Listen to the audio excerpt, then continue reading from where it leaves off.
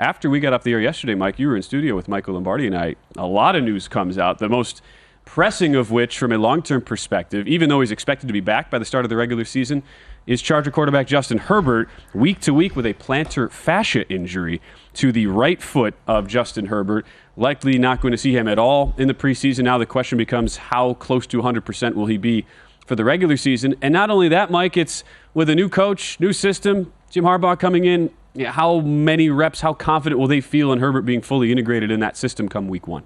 Well, he's still going to be there, but not get the physical reps. I don't know that it's that significant, other than that maybe there's a lingering effect for the first week, possibly, that week one game. It's funny because on Tuesday I was talking to a friend of mine, and he said, look, no one's ever gone back to back to back. I'm just taking a stand to fade the Chiefs this year, and I'm going to bet some exactas at Circa, but no Chiefs. I'm not putting the Chiefs in. And I said, but they're going to have, they're going to win the division, and what are they going to? They're going to be a 2 seed, maybe. I mean, they're probably not going to have to play a road game till the end if they have to at all. I mean, can you ignore the fact that I think the division is very weak, and he's trying to make an argument maybe the Chargers could challenge him in the division, and then here comes the Chargers can't win the division because Herbert has a foot issue for probably 2 to 3 weeks. I'm not saying that, but it just kind of lines up to them to, all right, let's get to January and see if the Chiefs can do it again. 100%. Of all the divisions in the NFL, Mike, to me, the largest delta between Team 1 to Team 2 is the AFC West. How about from Team 2 to Team 3? You could from make the that Chargers same case. to the Raiders or Broncos. Many people think the Broncos are the worst team in football. We've had a half dozen guests come on here and say that they were. I think it's New England, but they think that this Bronco team could be really bad. Obviously, Michael disagrees with that, but I mean, this is a division along with the NFC East that I think you can go 1, 2, 3, 4 like a superfecta. Sure. Like I think you could go very easily. You could go Kansas City, LA. I always say San Diego, Chargers, and then Raiders, and then Broncos. The way you could go Eagles, Cowboys, Commanders, and then Giants. I just think there's clear delineation.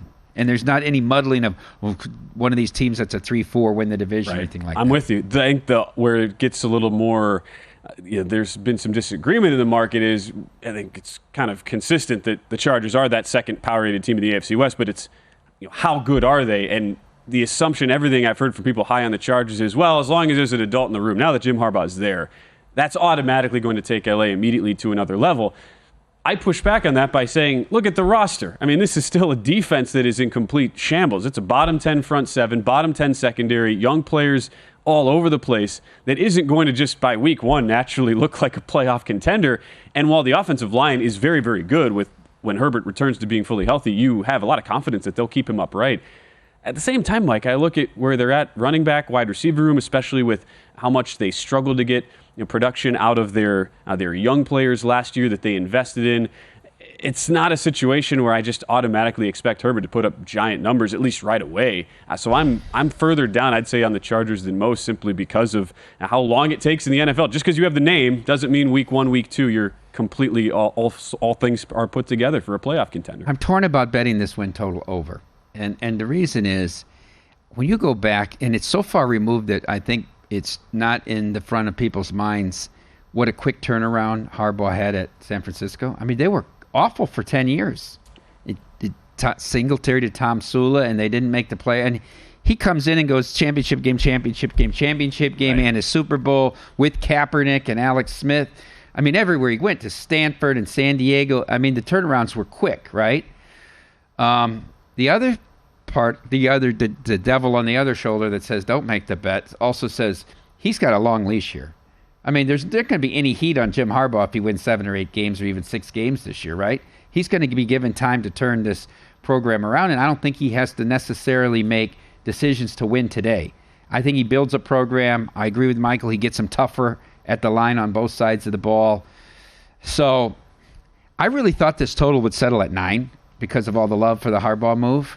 And it's come to 8.5, and it's sort of stayed there. So I wouldn't lean under. I have thought about going over here just because I think they win 3 out of the other 4 games in the division other than the Chiefs. In the strength of schedule, by far the easiest of anybody in the division. What they finished last year, 5-12. Yeah. It's hard to believe that it ran off the rails that much. 4th place schedule. Yeah. Part of that is, what do you do in games like Carolina, right? The classic spot where the Chargers have traditionally struggled, that early 1 p.m. Eastern start time, especially week 2 now, cross-country trip. But it does set up really nicely for them. I'd say the biggest pushback to the Chargers on the scheduling front is the rest edges, where they have a lot of weeks where their opponents have rest advantages, and that's indicated by the fact there are 2 different Monday night games. So you'll have a couple of games, albeit against NFC South teams that are on short weeks this year for LA. But 8.5, that's where it's settled in. We have not seen it push up yet to 9, even though those 8.5s juiced heavily to the over at -155.